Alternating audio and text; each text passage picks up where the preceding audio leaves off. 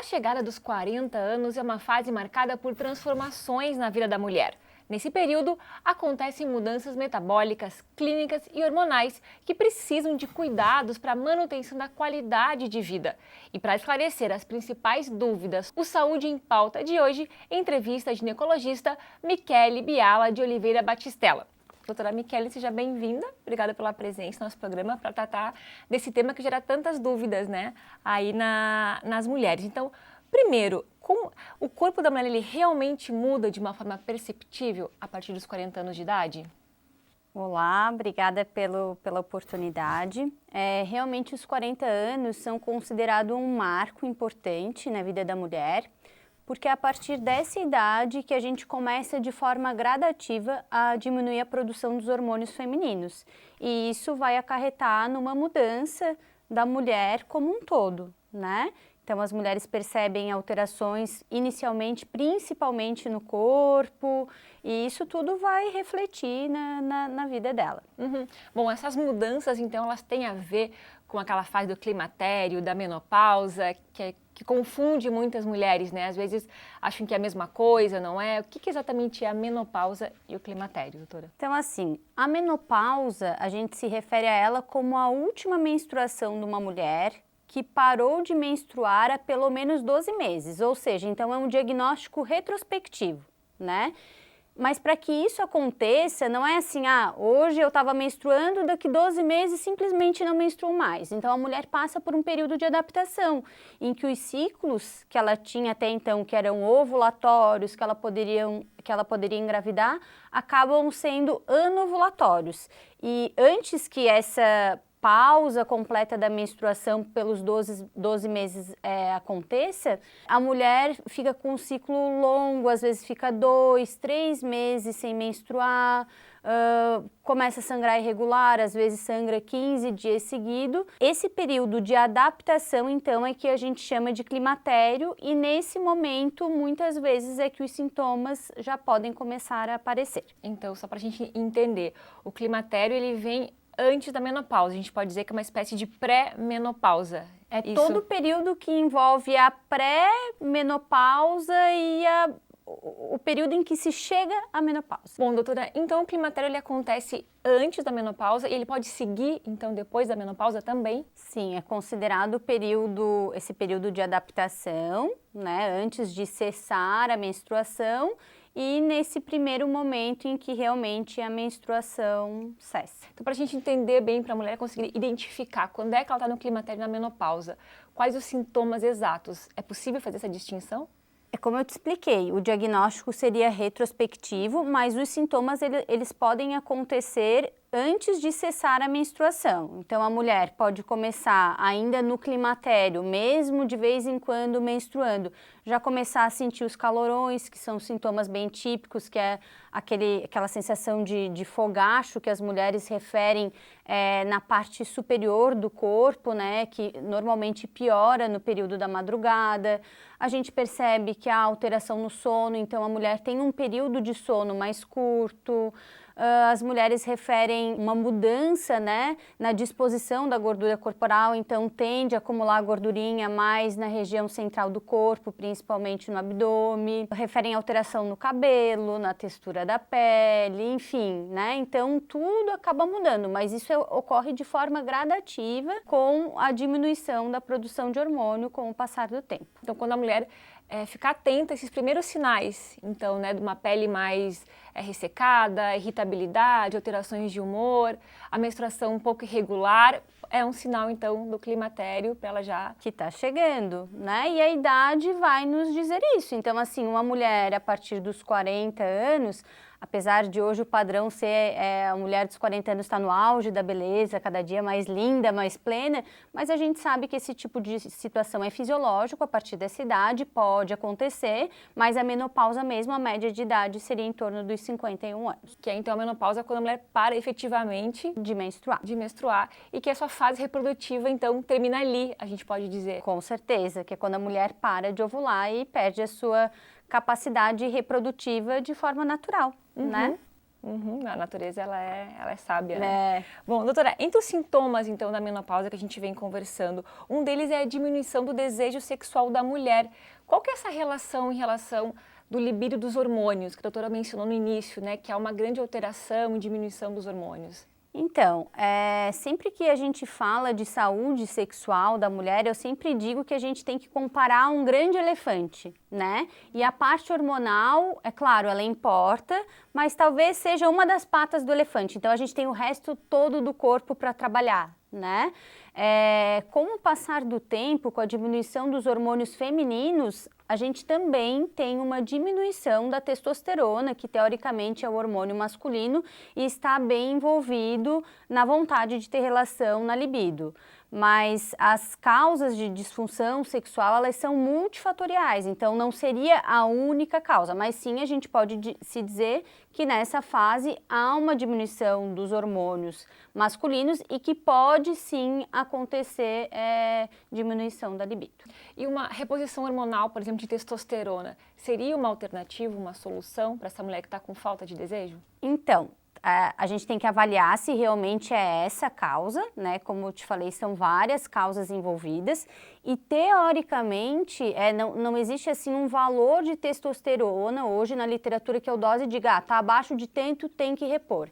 Então a gente tem que avaliar a paciente, a saúde dela como um todo e para a paciente que realmente tem essa queixa, que já está repondo os hormônios femininos, aí sim a gente avalia a possibilidade de reposição da testosterona. Há indicações sim.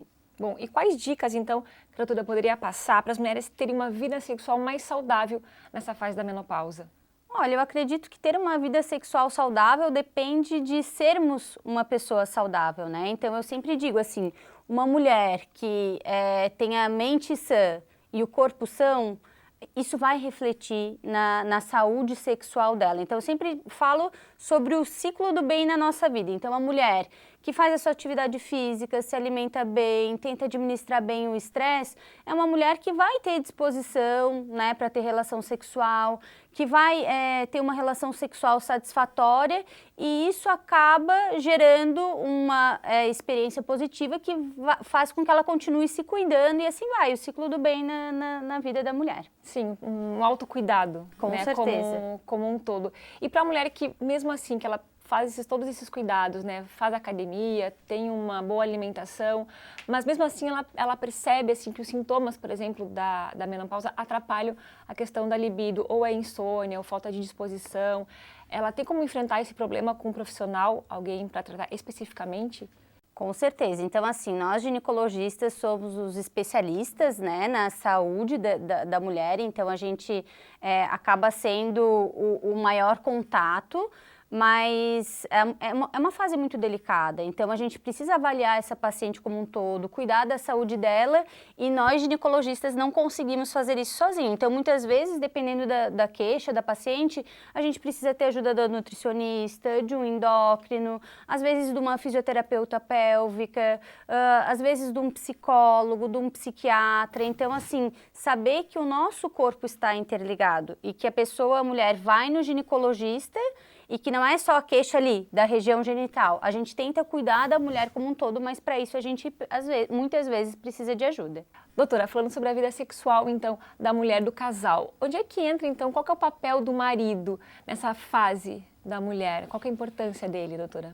O marido é fundamental nessa fase, né? Entender que a mulher está passando por um processo fisiológico. Então, acolher mesmo essa mulher e quando ela começar com queixa mirabolante de que está mudando, de que está mais gordinha, calma, eu te amo mesmo assim, tu és maravilhosa, és a mulher que eu escolhi para mim e que estou amando enfrentar essa fase contigo. E a mulher também entender que o homem também passa por mudanças, né? Então, estamos juntos nessa caminhada. Então, um suporte, né? Acho que uma boa conversa entre esclarecimentos os dois, né, é fundamental. E a questão, a doutora falou também da reposição hormonal, né? A gente está tratando também sobre os hormônios, né? Uma questão que gera muitas dúvidas entre muitas mulheres se elas fazem a reposição ou não nessa fase da menopausa. Então, gostaria de saber se todas as mulheres precisam mesmo fazer reposição hormonal, doutora. Então, não. né? Assim, tudo vai depender da sintomatologia dessa paciente, se ela vai ter os sintomas na janela de oportunidade, no desejo dessa paciente de repor os hormônios, na segurança ou insegurança dela em relação a isso, né? E é claro, como qualquer outro tipo de tratamento, a gente tem o ônus e o bônus em relação ao uso das medicações, né? Então tem as vantagens e as desvantagens, as coisas boas e as coisas ruins. E tem paciente que, por mais que a gente perceba que está na janela de oportunidade que a gente chama para começar o tratamento e que teria indicação formal de iniciar este tratamento, às vezes a paciente tem algum critério em que a exclui do tratamento em que é contraindicado. Então precisa ser muito bem avaliada, muito bem acompanhada para poder seguir em frente com o melhor tratamento. E lembrando que os sintomas do climatério, a gente tem a opção sim de tratar não só com hormônio. Então é uma paciente que tem várias queixas e que tem uma contraindicação formal ao uso da medicação, a gente consegue sim ajudá-la de outras formas. Bom, doutor, e para as mulheres que sofrem com o sintoma da menopausa e fazem uso da reposição hormonal, a gente pode dizer que essa reposição, ela elimina os sintomas? Olha, não dá para dizer que elimina 100%. O nosso objetivo é melhorar a qualidade de vida. Então não dá para garantir que a mulher repondo o hormônio vai passar 100% dos fogachos. Ou que aquela vagina que estava mais sequinha, com dificuldade para ter relação, diminuição da lubrificação, vai voltar a ser como era antes, quando ela tinha 18 anos. A gente sabe que o intuito é melhorar a qualidade de vida, amenizar estes sintomas e ter em mente que se apenas com o hormônio esses sintomas não melhoraram, que a gente tem formas de ajudar ainda essa mulher, né? Então hoje em dia o laser, por exemplo, está ajudando bastante nessa questão para a mulher que não pode ou repor o hormônio ou usou o hormônio não foi o suficiente. Se o calorão ainda está atrapalhando muito a qualidade de vida dessa mulher, a gente consegue usar outros tipos de medicação para ajudar e assim vai. Então a gente vai vendo, comparando o custo e benefício das medicações, das intervenções, das orientações que a gente dá e tentando deixar a mulher com uma melhor qualidade de vida, mas não dá para garantir, repus hormônio e resolvi a vida daquela mulher. Não, a gente vai tateando e tentando sim melhorar a vida dela como um todo. Uma outra dúvida em relação às terapias hormonais, né? Há muita digamos assim, dualidade, assim, conflito, se eles pode estar relacionado ou não com o surgimento de câncer, principalmente o câncer de mama. Isso é um mito, é verdade, doutora? Então, assim, que eu posso te dizer?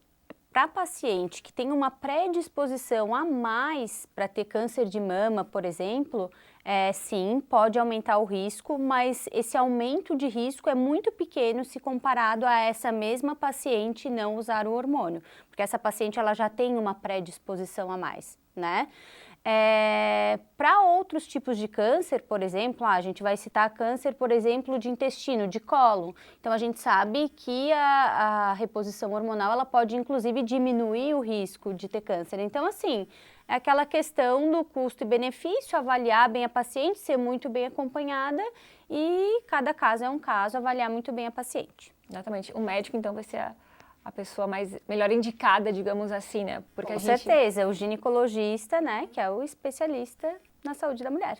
Isso, que a gente ouve muitos comentários, né, de mulheres que estão nessa fase da menopausa, sofrem com os sintomas, mas falam justamente isso, o meu médico achou melhor eu não fazer a reposição hormonal porque a minha mãe já teve câncer, então corro o risco de ter um câncer de mama, e acabam não repondo, mas estão sofrendo, né, passam por os sintomas. Eu sempre digo que a medicina é uma responsabilidade compartilhada. Existem algumas coisas que a gente tem indicação formal de fazer a medicação ou de cortar a medicação. E várias coisas a gente divide com a paciente, né? Então faz um segmento correto, conversa com ela sobre os medos, sobre o que a medicação iria ajudar e vai seguindo. Uhum. E tem uma forma assim melhor ou mais indicada para fazer reposição hormonal? Por exemplo, medicamento sintético ou por aqueles medicamentos bioidênticos que hoje já tem, né, essa tecnologia?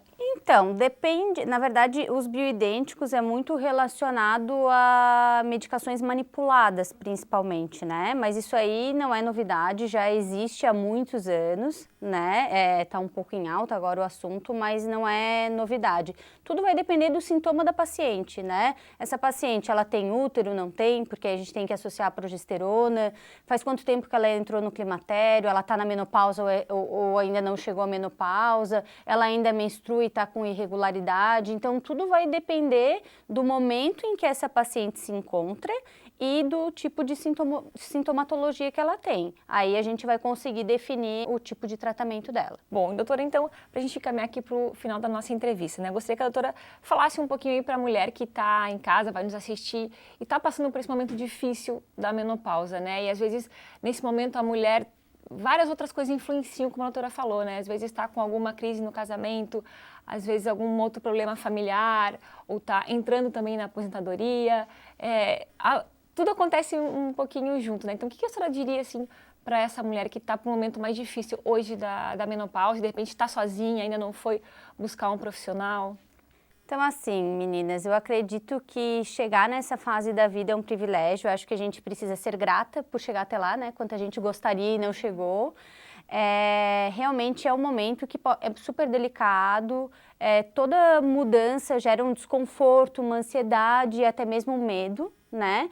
Mas estando bem amparada por um bom profissional, tendo uma informação boa, né? Que é esse o objetivo aqui hoje. Tendo um bom acolhimento, dá para levar essa fase de uma forma mais leve, com qualidade e com certeza pode ser um período muito bom da vida da mulher e que a gente vê que as mulheres estão chegando cada vez melhores. Bom, doutora, obrigada pela presença, foi um prazer conversar com a doutora e tirar e esclarecer algumas dúvidas. Obrigada e até uma próxima oportunidade. Obrigada, eu que agradeço. E hoje conversamos com a ginecologista Michele Biala de Oliveira Batistella. Nos vemos no próximo programa. Até lá!